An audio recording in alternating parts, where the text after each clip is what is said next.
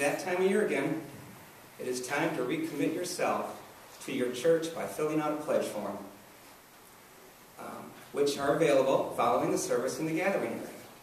But before you fill out that dollar amount, I would like you to consider your relationship to your church now and in the future. Good morning. My name is Jim Carty. I've been a member of this church since 2002. And before that, I was a member of a church in Chicago, joining in 1992.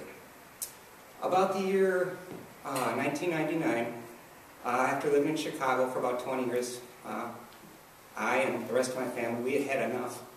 And I started looking for a smaller community like this one in Des Moines.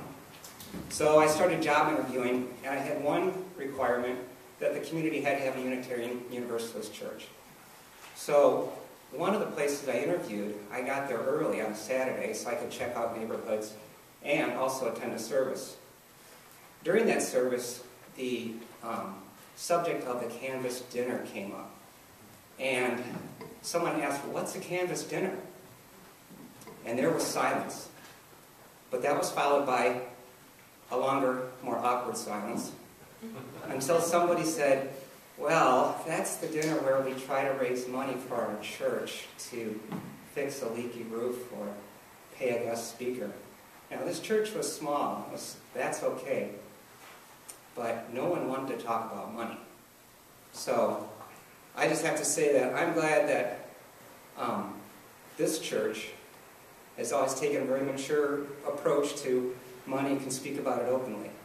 The money we raise together helps pay for lots of neat things, some of which we take for granted, such as our leaky roof and general upkeep on the building, sound system improvements, clean bathrooms, paying for our best minister ever, and our incredibly underpaid staff, and something that's important to me and you, the religious education programs, especially for the kids. Have you ever noticed how our sanctuary attendance is reduced by about a third upon sending the children out to class? That is a sign of a growing and healthy church. You should know that our pledges are also supporting these Sunday school classes and so much more. Here are some examples. Gospel according to the Simpsons.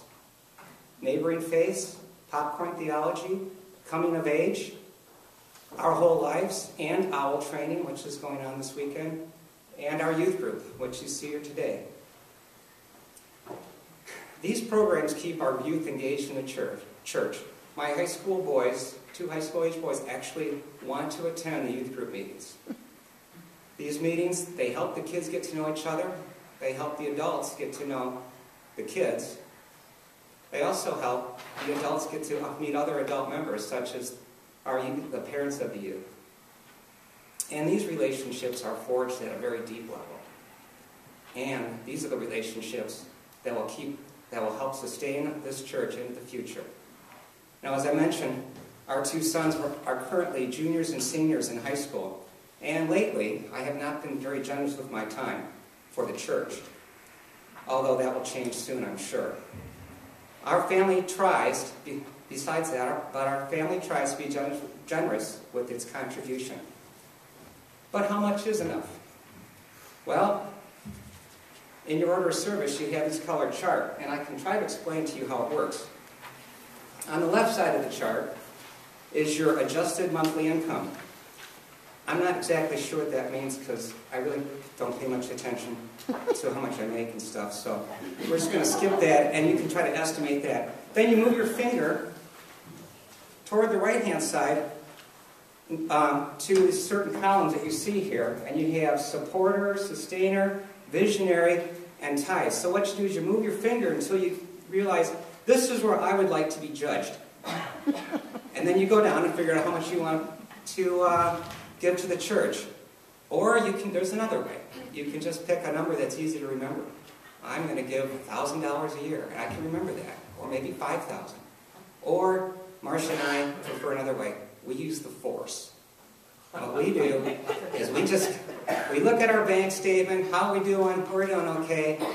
All right, let's pick a number that feels just right. And then someone like Mark Stringer will get up here and talk about the church, and we'll get all fired up and just increase it. So Yeah. So however you decide, know that your pledged dollars are important for the church now and in the future. And if you'd like to talk about it some more, I'll be around between services. Thank you very much.